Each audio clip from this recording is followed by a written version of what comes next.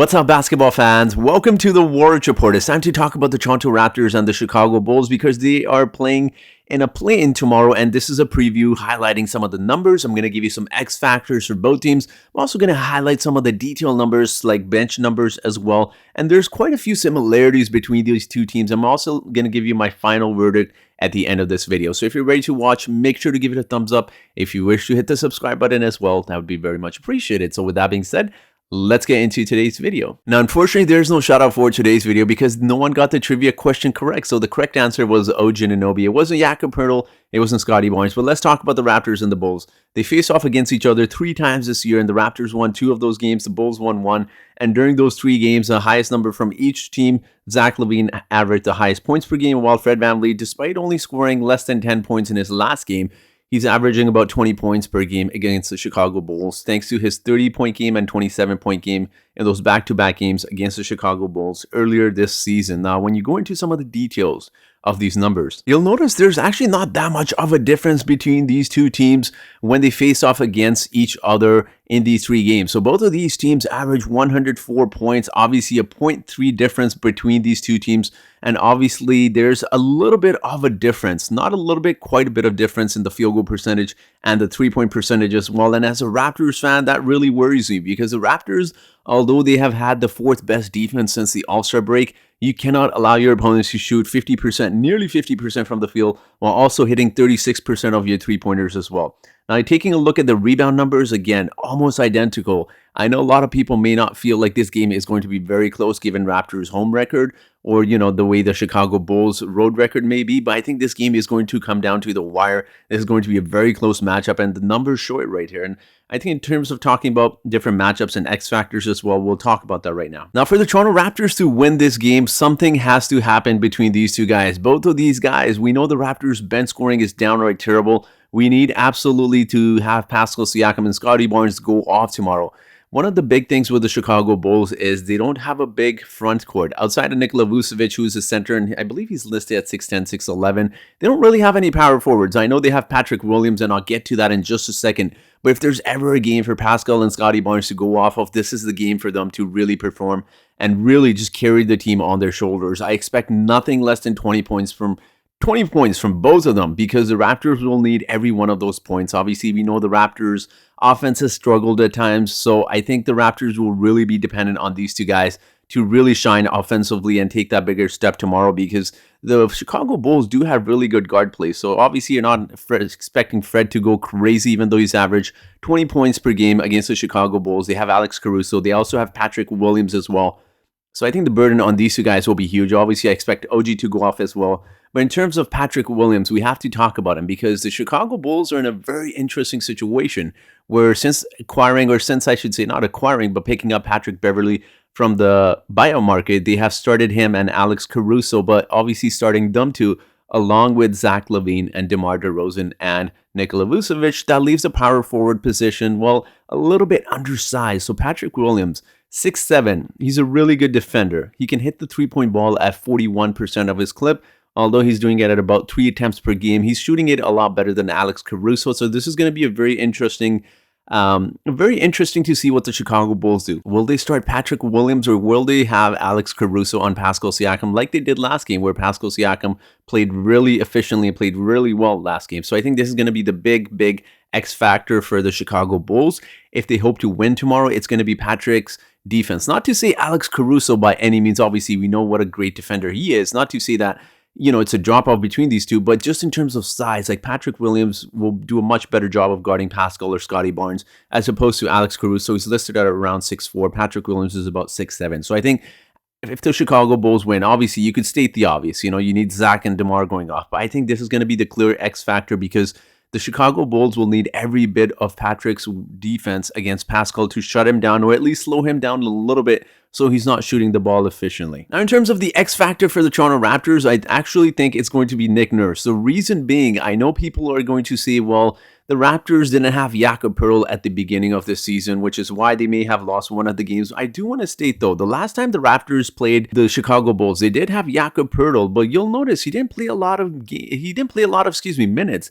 He only averaged 3 rebounds a game. Now, that is big for the Raptors because Nick Nurse absolutely needs to play him. What the Chicago Bulls did last time around versus the Raptors, and even though they had lost that game, they had Nikola Vucevic, they had him planted at the three-point line, and they drew Jakob Poeltl out to the three-point line to guard him, which obviously allows a little bit less protection for the rim and allows guys like Zach LaVine and DeMar DeRozan to attack the basket a little bit more freely when you have Jakob at the three-point line. And I also noticed that Jakob was struggling a little bit, even though he's a very agile center. He can move his feet fairly quickly, but one of the things he was struggling a little bit last game was just moving his feet, and obviously, especially when you have him at the three-point line, it's going to create a little bit missed matchups, even for someone as good as Jakob Poeltl. So I think what the Raptors really need to do is depend on Nick Nurse to play Jakob Poeltl heavy minutes, and I'll explain why in just a second. But I think the strategy in this game, if the Raptors want to play Jakob Poeltl, they should have him in the paint. You need guys like Pascal or Scotty guarding Nikola Vucevic if all he's doing is shooting three-pointers. Reason being is you need some rim protection, but also it just kind of throws your lineups all over the place if Jakob Poeltl's at the three-point line. I mean, it doesn't really make a lot of sense.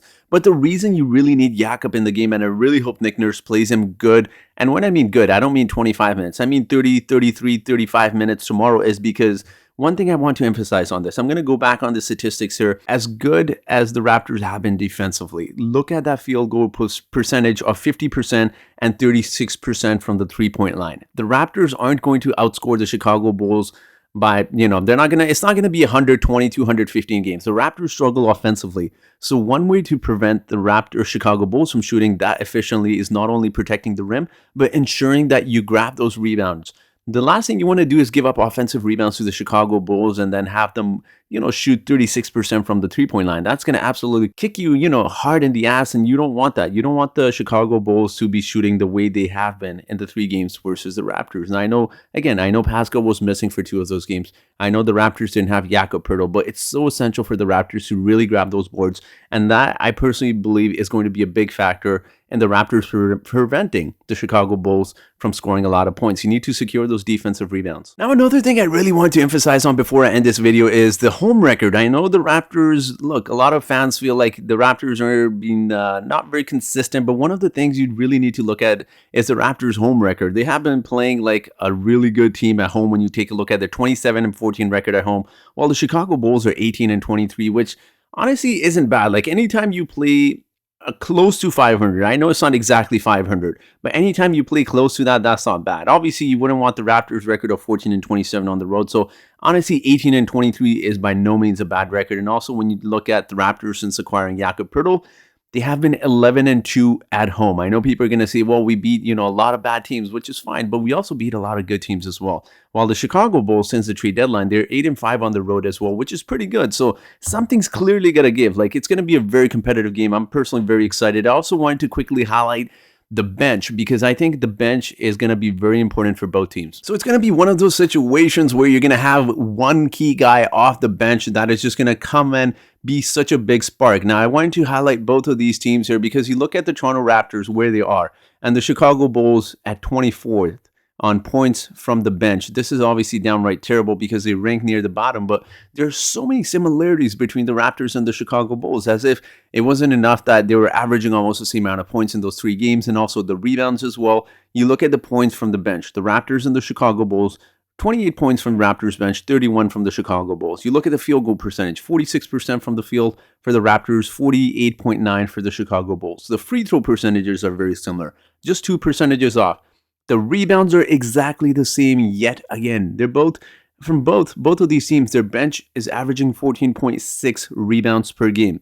I didn't highlight some of the other parts like steals a game, 2.7, 3.1 from the Chicago Bulls, and the blocks as well. Like, almost every category here you could highlight. There are so many similarities between those 2 teams. So I'm really personally excited. I think I'm going to give you my final verdict. Obviously, being a Raptors fan, I'm really hoping the Raptors come through tomorrow with a big win. The one thing the Raptors do have to do, though, to win this game is ensure it doesn't come down to the wire, because the Raptors have been a terrible team down in the clutch. And also, let's be honest, the last thing you want to do is give DeMar DeRozan and Zach LaVine a chance in the last couple minutes to hit some big shots. I mean, those guys are very well capable. DeMar DeRozan is one of the most clutch players in the entire NBA this season. So the last thing you want is a 5-point game with 2 minutes to go in the game. So if the Raptors want to win this game, you have to ensure you get a big lead, maintain that lead, and definitely don't make it a very close game towards the last few minutes of the game. Now, if you're a Chicago Bulls fan and you're watching this, I think the best way to win this game is contain Pascal Siakam and Scotty Barnes. Like, I think obviously, like, I'm not going to go into the obvious of, DeMar needs to get his and Zach LaVine needs to get his. But if the Chicago Bulls, who have also had a really good defensive as well, you really need to contain those two guys. Because if you do, then look, the Raptors offense is pretty much just shut down from there. Fred VanVleet has been struggling. Gary Trent has been inconsistent off the bench, and you don't know what you're going to get from OG. Even if he scores 20 tomorrow, that's not going to be enough if Scotty and Pascal are both struggling. So I expect big things from Scotty and Pascal tomorrow. Obviously, it'll be very interesting to see what the Chicago Bulls do with their starting lineup in terms of whether they'll have Patrick Williams to have a more favorable matchup against guys like Scotty and Pascal, or whether they'll have Alex Caruso in the lineup. So we'll see. Alex Caruso gets a few more steals, gets a little bit more steals than Patrick Williams, but we'll see. We'll see what happens. I'm personally very excited. I'm hoping, obviously, the Raptors come through. Very interested to hear your thoughts. So let me know in the comment section, and that will be it for today's video. So thank you so much for watching today's video, and I hope you guys have yourselves a great day.